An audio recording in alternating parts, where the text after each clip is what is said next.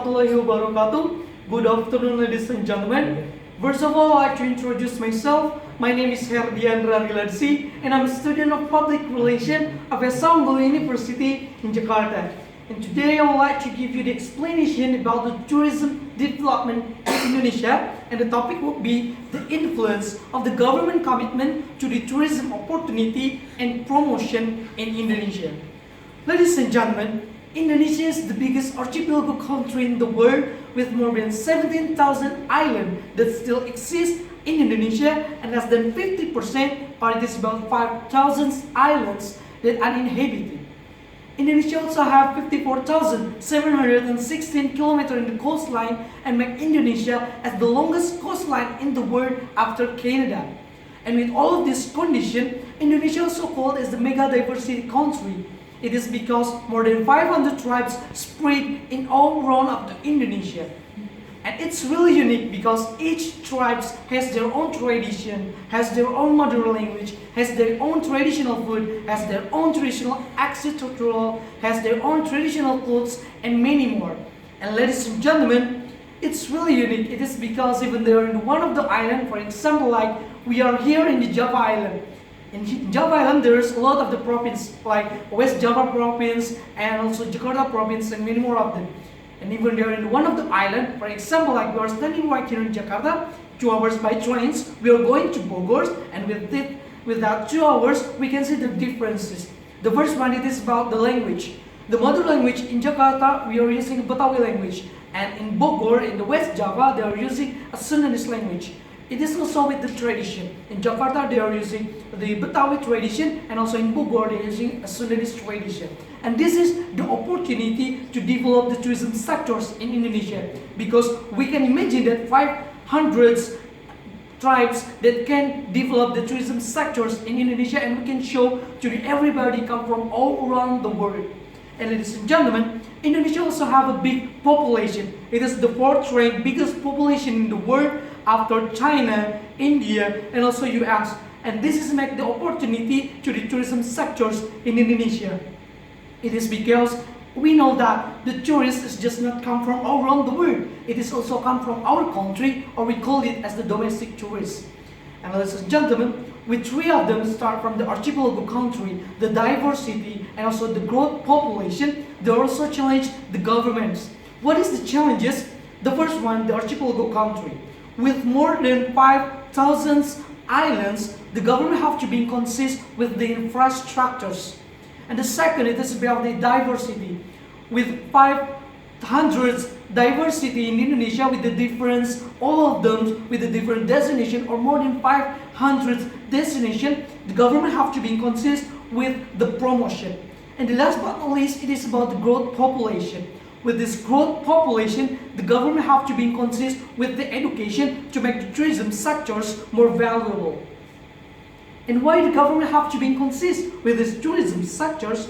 Not to mention, these tourism sectors can be replacing the oil and gas, the rubber grass plantation, and also the palm oil as the sources and income to the economic in Indonesia. Because these tourism sectors can growing up properly and can growing up to more than 10.29%. For example, like based on the Ministry of the Tourism, the data from the Ministry of the Tourism from 2014 to 2015, the tourism sectors can growing up for more than 10.29%. And not to mention, these tourism sectors can be the first sources and income to the tourism economy in Indonesia. And ladies and gentlemen, with all of the opportunity and potential that I said before, why the tourism sectors in Indonesia can develop properly, it is the classical problem actually. The first one is about the government commitment, and the second one, it is about the infrastructures. The first one, we are talking about the government commitment. Ladies and gentlemen, actually the government is the key to open and also to make the tourism sectors more developed properly. For example, like when we are going to the one places that's locked, we have to find the keepers to open the doors, and after they open the doors, we can show and we can pass the doors. And this is also in the tourism sectors. When we are going to develop our tourism sectors, the government as the key have to support us to develop our tourism sectors. And what is the commitment that the government have to be consist? There's three commitments. In here we are talking. The first one is about the regulation. The second one it is about the promotion, and last but not least there is an education. The first one we are talking about the regulation. Actually, ladies and gentlemen, this regulation is also called as the guideline, also the umbrella to develop our tourism sectors. For example, like there is ministerial decree, presidential decree, and many more of the decree in Indonesia. And for example, there is an undang-undang, we call it in bahasa, there is undang-undang nomor 10 tahun 2009 tentang kepariwisataan. So all of the thing about the tourism has already been written in this undang-undang or in this regulation. And this regulation needing a tools. What is the tools? The second one, it is about the organization. This organization is really important to develop our tourism sectors, because when the government want to organize, want to manage, want to maintain the tourism sectors, the government needs this organization to make that one. For example, there is a Ministry of the Tourism that made by the government to organize, to manage, and also to maintain the tourism sectors in Indonesia to develop more properly. And the last but not least, the tools, it is about the implementation. This implementation is really important because when the government has already developed the tourism sectors, the tourism destination, and the government have already to manage the tourism destination, the government make the implementation and also make the collaboration with all of the stakeholders, the related stakeholders, and also the third party. For example, like with the airlines, with the tour and travel agency, or we are talking about the local government, the government have to make the implementation with that one to develop our tourism sectors. And next, the government commitment that have to be consist, it is about the promotion. Ladies and gentlemen, this promotion is really important because when they go into our places, when they want to know about our places, we have to make them know by the information to persuade them to go to our destination. So how can they come to our destination if there is no of the promotion and they don't even know about our destination? So the point is, if you're going to develop our tourism sectors, the government have to be committed with this promotion. Actually, I have a recommendation to the government to promote our tourism sectors, because as we know that more than 5,000 islands and also 500 tribes that we have to be promoted to the all around the world. It's really hard. So I have the recommendation. The first one, as we know that the social media right now and nowadays it's really happening. All of the people make this social media as their partners. When they're waking up to their, when they're waking up, they are always watching their phones to update their social media, and also when they are going to some places or making the holidays or traveling to the other places, they will search a destination by the social media. So after that one, we invite the bloggers, IGers, YouTubers, vloggers come from all around the world. Some of them come to Indonesia. And then after that one, we spread in all of the destination, also the potential places to make the tourism sectors more developed. And after that one, make sure that they are already write them, they already upload, they already videos for all of the tourism destination that can be promoted to all of the people come from around the world. And last but not least, the government commitment is about the education.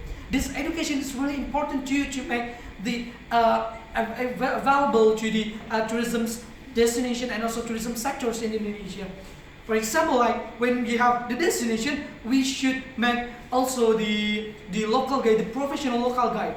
So when we are going to make this the local guide or professional local guide, we need the professional, the pro, and also the good education. So the government have to be consistent with the education, so people can be implementation about the third party, and so all of the stakeholders that still exist in Indonesia. And the last but not least, to make the tourism sectors in Indonesia to more develop, it is about the infrastructures. It is the classical problem because the infrastructures is the first impression, so we have to be consistent with these infrastructures. When they come to our country and see our destination, when the first time they come and they see about the facilities and also the infrastructures, when there is no good, how can they come for the seconds? How can they invite the others if they didn't even have good facilities and also good infrastructures? For example, like why Bali is always number one at the top destination in Indonesia? It is because Bali perfectly have the good facilities and also the infrastructures. For example, like they have an international airport with the direct flight, and also so many of the facilities, also infrastructures that's so perfect in Bali, and it makes Bali has the first destination in Indonesia. And ladies and gentlemen, if the government can be committed with these infrastructures, not to mention these tourism sectors, it will be perfect and will be replacing the oil and gas and also the rubber base, also the plant, the palm oil. And ladies and gentlemen, all of the thing that I said, all of the speech today that I said, the point is the government have to be committed and make more effort to the all of the destination in Indonesia, because it's so many tourism sectors in Indonesia that have a good potential and can catch the tourism eyes come from all around the world. So the point is, if you are going to be traveling, if you're going to love your country, make your country as the first travelers, because traveling is easy. That's all for me. Thank you for your attention. I'm Herdi Andrariladchi. Wassalamualaikum warahmatullahi wabarakatuh.